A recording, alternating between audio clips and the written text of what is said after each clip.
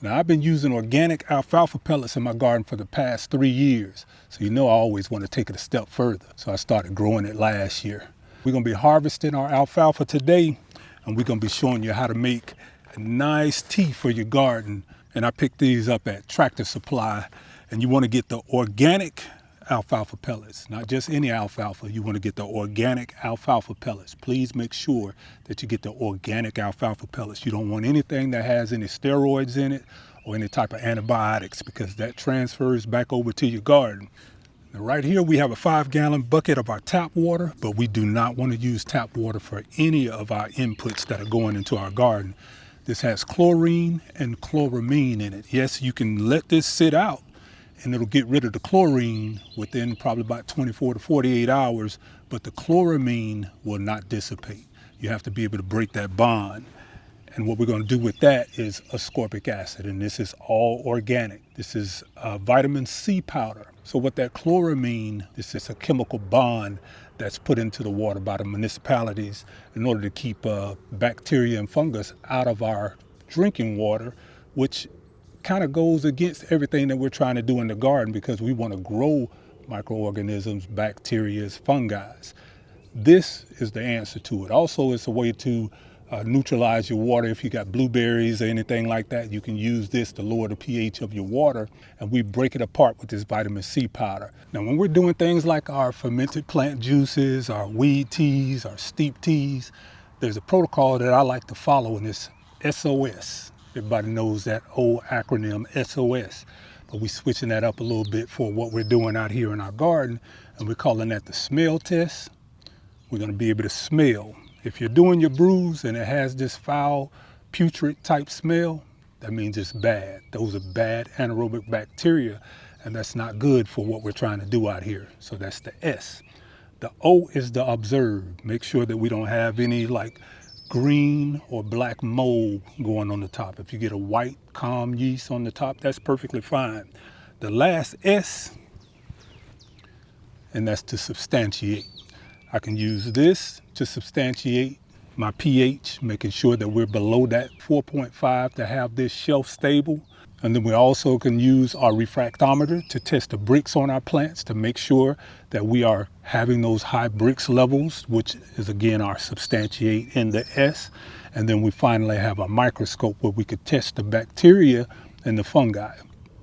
We have a drop, a smidget, a pinch, a dash, and a tad.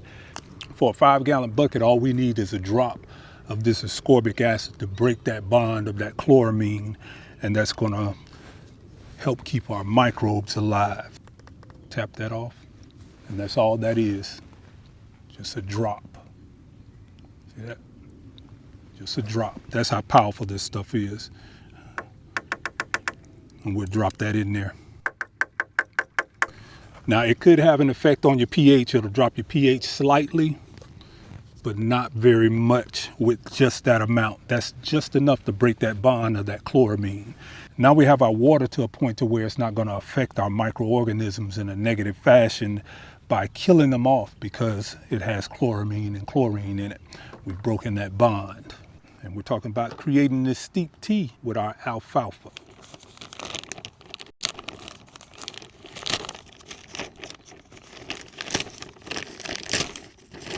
The alfalfa is going to swell up when you put it in there. See what that looks like? These are compressed pellets. So when you put that in that water, it's going to break that up, and it's going to turn into like a little sludge. So what I want to do first, and you don't have to do this, but this is something that I have access to, and if you want to go back and see how I create my FPJs, this is a game changer. Once you learn how to do the FPJs, doing things like this weed teas and your fermented plant juices, as well as your steep teas, this is going to be a game changer for you. In order for your fermented plant juices to be shelf stable and to keep out things like salmonella or E. coli, you want to make sure that this FPJ is a 4.5 or below. These bad bacteria or the anaerobic bacteria can't live in a pH that low. So Anything below a 4.5 on our FPJs is a win. And this is fermented plant juice. And this is going to be 50% brown sugar that we use with 50% equal weight of our alfalfa. And let's just see what this pH is.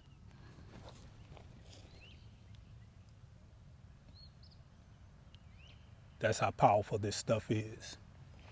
So why are we using this right now? We're going to use this to inoculate our water for our steep tea. And that way your steep tea is dominated by the lactic acid bacteria, the good bacteria.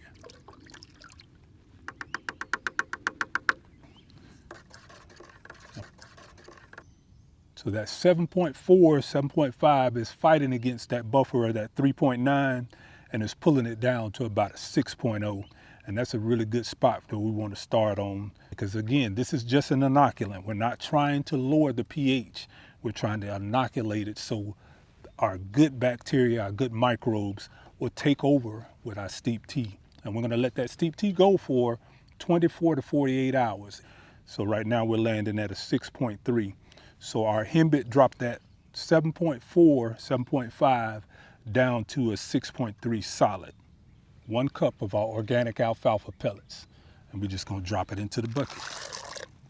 That's it, 1 cup. So what we wanna do is we wanna constantly mix this 24 to 48 hours, 36 hour, however many times you wanna get to it to keep that oxygen going. You can use a bubbler on it, but this is all that's necessary. And you're gonna see those pellets start to break up. They're gonna swell up like yeast or bread when that water gets to saturating them. And then you can see that water already starting to turn a nice dark green. Now in just 15 minutes, we're gonna look down at our alfalfa tea that we're gonna be allowing it to brew for the next 24 to 48 hours. We already see a significant change in the color there. Look how dark that water is getting. I'm gonna reach down there and let you see what those pellets look like now compared to what they look like when we first put them in. See how they're starting to swell, and then you can literally crush them now.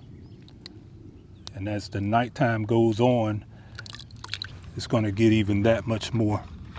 You feel a lot of that sludge at the bottom. And this is why you wanna keep mixing this to make sure that we get all of the nutrients out of this. You see how dark green that's turning?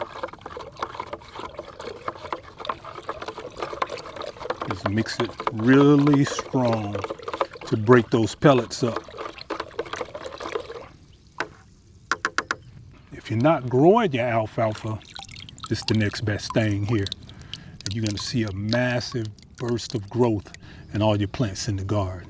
So what I have here is a finished batch that we've had going for the last 48 hours. So we're going right back to that SOS, and that is to smell, to observe, and then to substantiate. Keep in mind now that this was inoculated with our Himbit FPJ. And if you go back and watch that video where I'm making that Himbit FPJ, it's gonna be a game changer for you, because when you add that to things like your alfalfa steeps, there's nothing that you can't grow in your garden. It's going to create more resilient plants. You're going to have better growth, and you're going to have better root development. So when you pop the top off of this thing, what you're going to have is this sweet, earthy, grassy aroma, and you're going to have no bad odors at all. That alfalfa smells amazing. What we have here is a smooth dose of available nitrogen, trace minerals, and amino acids. But the gold star of it all is that naturally occurring fatty acid called Triacontanol. That's a root stimulant and a natural hormone that's in that alfalfa. And that is the key to making all of this stuff work. You're talking about it's going to have your plants greening up, they're having that chlorophyll really push through those leaves. Your fruit are going to be more firm. They're going to have more Brix, more sweetness. The saps in the leaves are just going to be amazing, and you're going to have less pest pressure. It's pretty much like having a turbocharger for every plant in the garden. Just going to mix this up a little bit. And you see those bubbles? Those are the saponins that's in that alfalfa. Going to mix this up, and then we're going to strain it and let you see what the liquid looks like afterwards. So I have here like one of my little 36-inch blueberry bush nettings, and we're gonna go behind that with our cheesecloth. So we're gonna take our net bag and we're gonna line our other bucket with it, drape it over the sides, and we're gonna make this straining process real easy, going from one bucket to the next. I'm gonna give it a really good stir.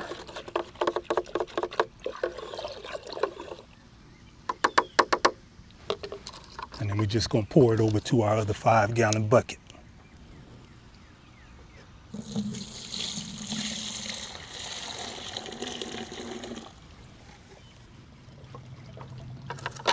And then we just simply pull the bag out. It's that easy. And squeeze all that out.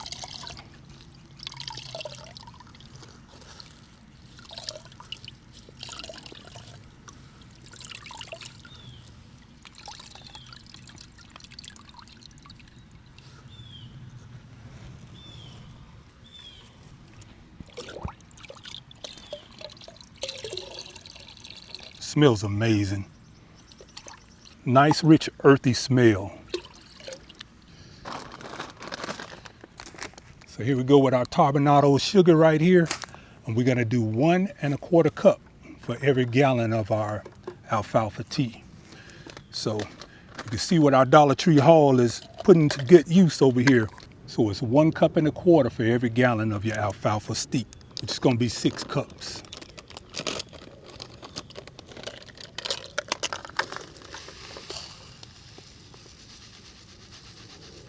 So there's 1,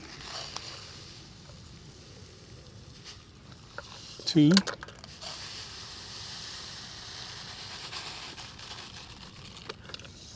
3,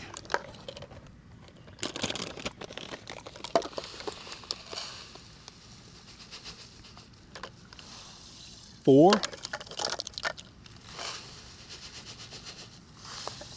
5,